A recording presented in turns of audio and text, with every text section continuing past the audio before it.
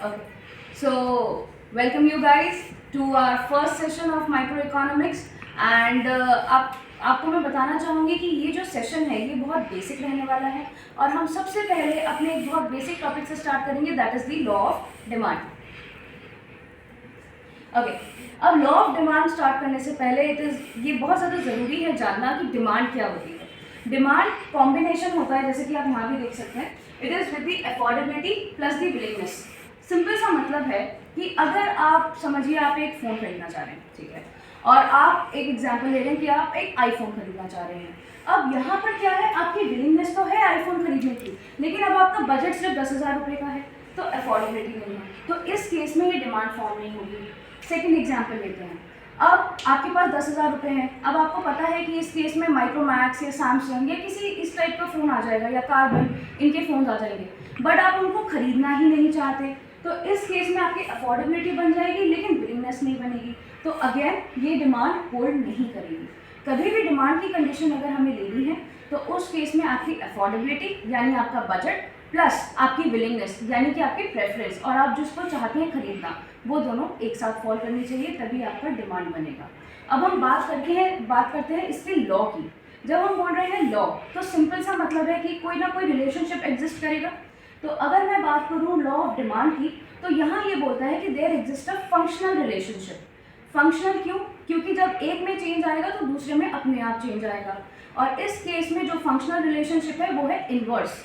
मतलब कि यदि प्राइस ऑफ द कॉमोडिटी यानी अगर उस प्रोडक्ट का प्राइस अगर इंक्रीज होगा तो उसकी डिमांड अपने आप गिरेगी, और अगर उसका जो प्राइस है कम होगा तो डिमांड बढ़ेगी। तो हम यहाँ देख सकते हैं जैसे कि there exist an inverse relationship between the demand, that is the quantity demanded, यानी कि जो वो प्रोडक्ट मेरे को खरीदना है उसकी क्वांटिटी और उसके प्राइस के बीच में एक इन्वर्स रिलेशनशिप एग्जिस्ट करता है।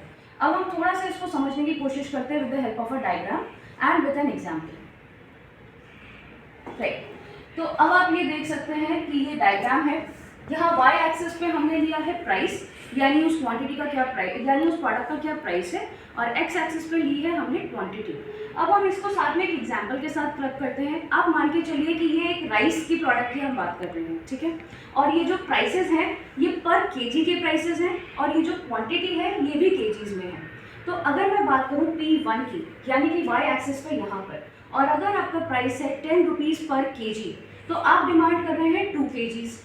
और अगर आपका ये प्राइस सपोज गिर जाता है किसी भी रीज़न से और ये गिर के 5 रुपये पर केजी हो जाता है, तो अब जो आप क्वांटिटी डिमांड कर रहे हैं वो है 5 केजीज। सिमिलरली अगर आपका प्राइस और गिर जाता है, यानी कि आप P2 से P3 पे आ गए, तो अब आपकी जो क्वांटिटी है, अब जो आप डिमांड कर रहे थे वो है 10। इसी वजह से अगर आप देख सकते हैं तो आपका जो डिमांड कर्व है it is a downward sloping demand curve from left to right. Left to right क्यों? क्योंकि आपका y पे आपका प्राइस है और आपका एक्सिस पे आपका quantity demanded of that rice है। ओके, अब आपको ये तो पता है कि कोई भी अगर लॉ अगर एग्जिस्ट करता है या अगर हमें उसे होल्ड करना है तो हमको हमारे पास उसके कुछ सर्टन एजम्पशंस होने पड़ेंगे।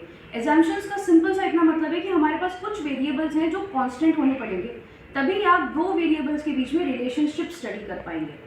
इस केस में पहली बात तो ये, जब हम बोलते हैं कि when other things being constant, इसके लिए हम इकोनॉमिक्स में टर्म यूज़ करते हैं दैट इज सिट्रस पैरेबस, ठीक है, जैसे कि आप यहाँ देख भी सकते हैं। अब सबसे पहला हमारा एजम्पशन आता है the price of the substitute goods should remain constant. Question arises what is the substitute good? Substitute goods simple ऐसे गुड्स होते हैं जब आप एक के बदले में दूसरा इस्तेमाल कर सकते हैं। इसका बहुत क्लासिक एग्जाम्पल है T and coffee. For example, अगर आपकी 10 रुपये की टी मिल रही है, 10 रुपये की कॉफ़ी मिल रही है, यहाँ आपकी प्रेफरेंस फॉल करती है कि ठीक है आपको चाय पीना पसंद है, लेकिन अगर मार्केट में कॉफ़ी की प्राइस जो है वो 10 से गिर के 8 हो जाती है, तो ज़्यादातर लोग, क्योंकि अब वो चीप हो गई है कॉफ़ी, तो अब वो टी की जगह कॉफ़ी प्रेफर करना शुरू कर देंगे। तो इस केस में डिमांड, जो वो लॉ ऑफ डिमांड है वो होल्ड नहीं कर पाएगा, क्योंकि हम डिमांड स्टडी कर रहे थे टी की, फाइन। तो इस केस में आपका सब्सटीट्यूट गुड का जो प्राइस है वो कांस्टेंट होना पड़ेगा। Now coming on to the okay, तो हमारा जो सेकेंड एजम्पशन आता है वो है the price of the complementary goods. अब वर्ड कॉम्प्लीमेंट्री अपने आप में बताता है कि दोनों प्रोडक्ट्स एक साथ यूज़ हो रहे हैं। जैसे कि आप जानते हैं कि कार और पेट्रोल, ठीक है, बिना कार के पेट्रोल का कोई रेलेवेंस नहीं है, बिना पेट्रोल के कार का कोई रेलेवेंस नहीं है, राइट। तो दोनों ही बातों में यहाँ पर एक चीज़ कॉमन है कि अगर प्राइस दोनों में से किसी का भी इंक्रीज हुआ तो डिमांड दूसरे वाले की अपने आप कम हो जाएगी। तो सिंपल सी बात इतनी है कि अगर मेरा पेट्रोल का प्राइस इंक्रीज होता है तो मेरी कार की डिमांड जो है कम हो जाएगी, जिस वजह से कार की प्राइस की चेंज की वजह से कार की डिमांड कम नहीं हो रही है, यहाँ पर पेट्रोल के प्राइस की वजह से कार की डिमांड कम हो रही है। तो इसलिए ये हम एक एजम्पशन मान के चलते हैं कि the price of the complementary goods, यानी जो दो गुड एक साथ यूज हो रहे हैं वो कांस्टेंट रहे, सो दैट हम कार की जैसे अगर हम डिमांड को स्टडी करना चाहते हैं तो हम उसकी प्राइस के अगेंस्ट में उसे स्टडी कर सकें। जो हमारा थर्ड एजम्पशन आता है वो आता है income of the people should remain constant. Why? देखो सिंपल सी बात है, अगर आपकी अब इनकम इंक्रीज हो जाती है, पहले आप 50,000 रुपीज़ कमा रहे थे, अब आपकी इनकम सपोज 1 लाख रुपीज़ हो जाती है पर मंथ की, तो अगर आपका प्रोडक्ट का प्राइस इंक्रीज हो रहा है या डिक्रीज हो रहा है बट आपकी परचेजिंग पावर बढ़ चुकी है, तो इस केस में लॉ ऑफ डिमांड होल्ड नहीं करेगा। क्योंकि अगर आपका प्रोडक्ट थोड़ा सा महंगा भी है बट आपकी अफोर्डेबिलिटी बढ़ गई तो यहाँ पर प्राइस चेंज का आपकी क्वांटिटी डिमांड रेट पे बहुत ज़्यादा इम्पैक्ट नहीं आएगा। जो हमारा नेक्स्ट एजम्पशन आता है वो आता है टेस्ट एंड प्रेफरेंस, जो कि हमने डिमांड जब हम इक्वेशन पढ़ रहे थे हमने उसमें भी पढ़ा था कि अगर मैं किसी चीज़ को प्रेफर ही नहीं कर रही हूँ, कोई चीज़ मुझे पसंद ही नहीं है, जो वो चाहे कितनी ही सस्ती हो वो मैं नहीं खरीदूँगी, सिंपल सी बात है। और जो चीज़ मेरे को पसंद है तो वो चाहे थोड़ी सी महंगी भी क्यों ना हो मैं ले लूँगी। तो इस केस में भी लॉ ऑफ डिमांड होल्ड नहीं करेगा, इसलिए हम कहते हैं कि मेरी जो टेस्ट और प्रेफरेंस है वो भी कांस्टेंट रहनी चाहिए। और नेक्स्ट आता है हमारा कि change in the future price नहीं होना चाहिए, there should be no change in the future price. इसका बहुत क्लासिक एग्जांपल है, हम सब ने भी देखा कोविड टाइम्स में। आपने देखा होगा कि जब हमारे दिमाग में एक अनसर्टेनिटी आ गई कि फ्यूचर में इस प्रोडक्ट का प्राइस जो है इंक्रीज हो सकता है, तो करेंटली चाहे वो प्रोडक्ट कितना ही महंगा मिल रहा हो लोगों ने उसे खरीदा, क्योंकि उनको इस बात का डर हो गया कि कहीं ऐसा ना हो जाए कि फ्यूचर में सप्लाई ही ना हो, राइट। सो इस केस में जब अगर हमें लॉ ऑफ डिमांड को होल्ड करना है तो हम ये मान के चलते हैं कि द प्राइस, उस चीज़ का प्राइस जो है वो फ्यूचर में भी कांस्टेंट ही रहेगा, चेंज नहीं होगा।